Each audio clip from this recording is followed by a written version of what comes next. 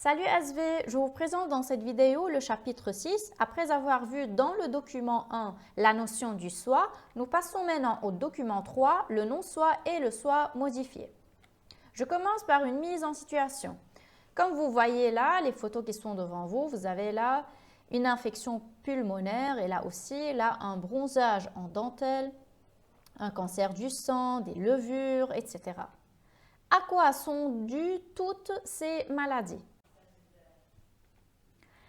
Les agents pathogènes, c'est quoi? Donc, pour comprendre bien la notion du non-soi, vous devez comprendre le terme agent pathogène. Les agents infectieux, c'est-à-dire qui causent des infections, sont des organismes capables d'infecter d'autres organismes vivants, c'est-à-dire de les envahir et de se développer à leurs dépens. Ils sont nommés pathogènes et je m'explique. Lorsque je dis agents, ce sont des organismes qui proviennent de l'extérieur de notre corps, qui vont entrer dans notre corps et une fois qu'ils sont dedans, je parle d'infection. Et lorsqu'ils sont dedans, dans notre corps, ils vont se développer, chacun selon son mode de développement, que ce soit bactéries, virus ou autres, nous allons les voir plus tard. Et donc, aux dépens de notre corps, c'est-à-dire ils vont utiliser les ressources de notre corps, que ce soit la nourriture ou autre, et l'oxygène, pour se développer eux-mêmes en infectant et en causant des maladies à notre corps. Je les nomme pathogènes parce que pathogène en latin, si je la divise, pathos ou pathos signifie maladie et gène signifie générateur. Donc, ce sont des agents qui sont générateurs de maladies. Donc, les virus sont des agents pathogènes. Les bactéries, les vers, les champignons, les levures et les protozoaires, je peux les nommer tous des micro-organismes ou bien simplement des microbes. Ils sont tous microscopiques à l'exception des vers, parce que les vers, je peux les voir à l'œil nu. Une petite nuance, la différence entre virus et bactéries. Le virus ne possède pas vraiment un noyau et ne peut pas se répliquer, se développer et se multiplier en dehors du corps, de la cellule. Il doit infecter une cellule, que ce soit une bactérie ou bien une cellule humaine ou animale ou végétale. Et il utilise la machinerie cellulaire de cette cellule, c'est-à-dire son noyau, tout ce qu'il a besoin pour fabriquer des protéines. Vous savez que j'ai besoin de faire la transcription de l'ADN et puis la traduction de l'ADN dans le cytoplasme grâce au ribosome, au RNT, etc. pour faire des protéines à partir des gènes. Et donc ce virus, tout ce qu'il contient, c'est soit l'ADN, soit l'ARN. Une fois qu'il infecte la cellule, il va introduire soit son ADN, soit son ARN dans la cellule. En utilisant la machinerie cellulaire, il fabrique ses propres protéines en utilisant mes cellules, c'est-à-dire. Et du coup, ce sont mes cellules qui vont fabriquer les protéines du virus et non plus mes protéines à moi-même. C'est comme ça qu'il infecte une cellule. Les bactéries, par contre, elles nécessitent d'un milieu convenable, c'est-à-dire en utilisant les nutriments, la nourriture nécessaire, ils peuvent se développer, même en dehors du corps. Et ils peuvent bien sûr infecter et sécréter des toxines qui sont nuisibles à mon corps. Là, vous voyez le bronzage qui est en dentelle. Ce bronzage en dentelle est dû à des champignons. C'est à cause de le fait, lorsque vous êtes sur la plage, vous faites du bronzage, vous avez le corps mouillé. Cette combinaison entre corps mouillé, entre humidité et soleil et cette chaleur va causer l'apparition de ces champignons. Donc, pour les éviter, simplement séchez-vous avant de se mettre au soleil. Là, les levures et les protozoaires aussi, vous n'allez pas les voir en détail plus tard, donc je ne vais pas y insister. Comment se transmettent les agents pathogènes? La transmission de ces agents infectieux d'une personne infectée à une personne saine peut se faire par contact de la peau, d'une femme enceinte à son fœtus en traversant le placenta, si cet agent est capable de traverser le placenta, par contact sexuel, comme les maladies sexuellement transmissibles, comme le sida par exemple, ou bien par le sang. N'importe quel virus ou bactéries peuvent bien sûr se transmettre à travers le sang. Par transmission indirecte, par l'air, la nourriture ou bien l'eau. Vous savez, récemment, on a parlé beaucoup du choléra. qui est une bactérie qui se transmet par l'eau ou bien par la nourriture.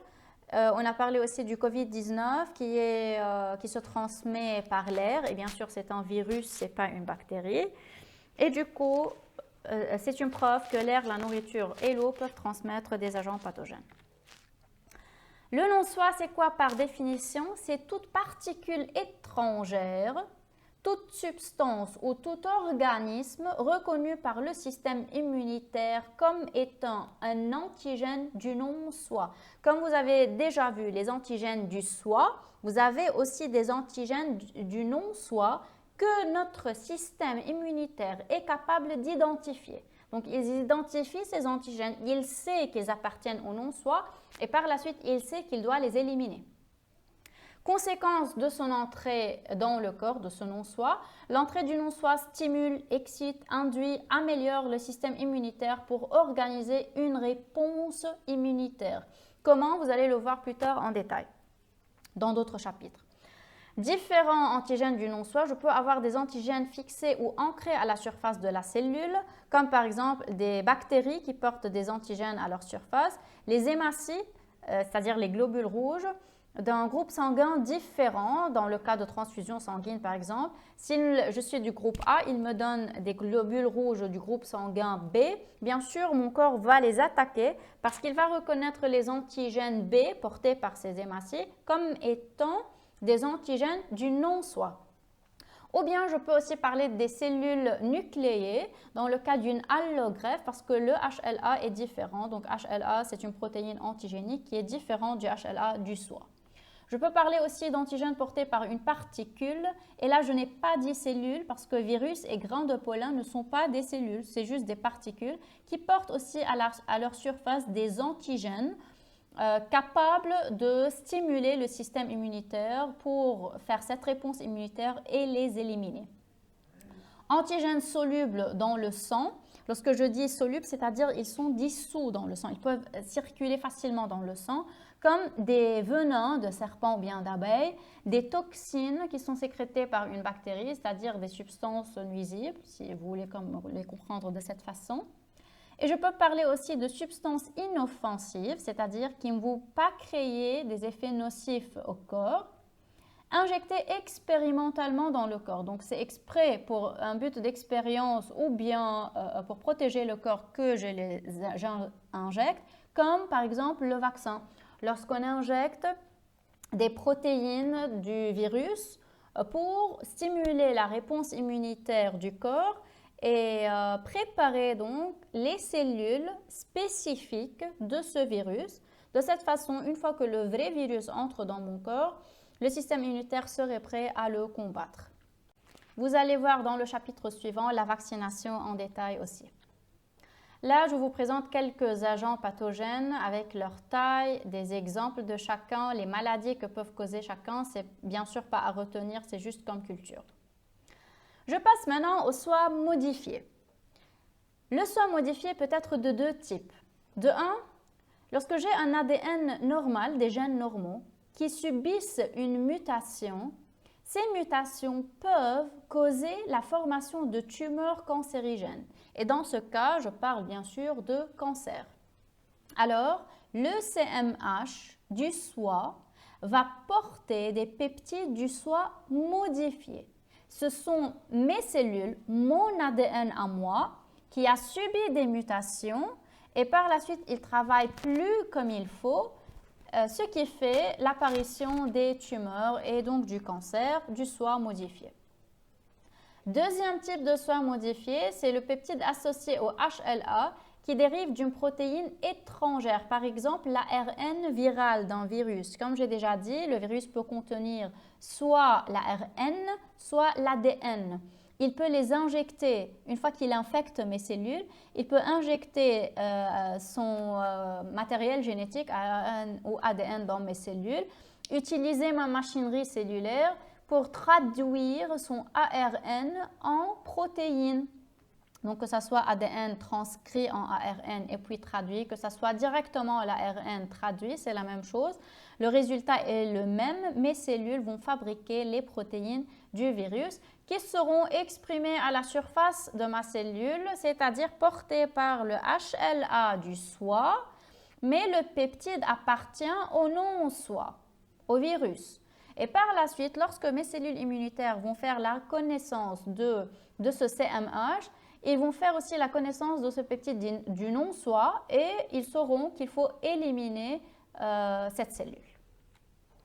Le soi modifié est-il reconnu comme étant un non-soi?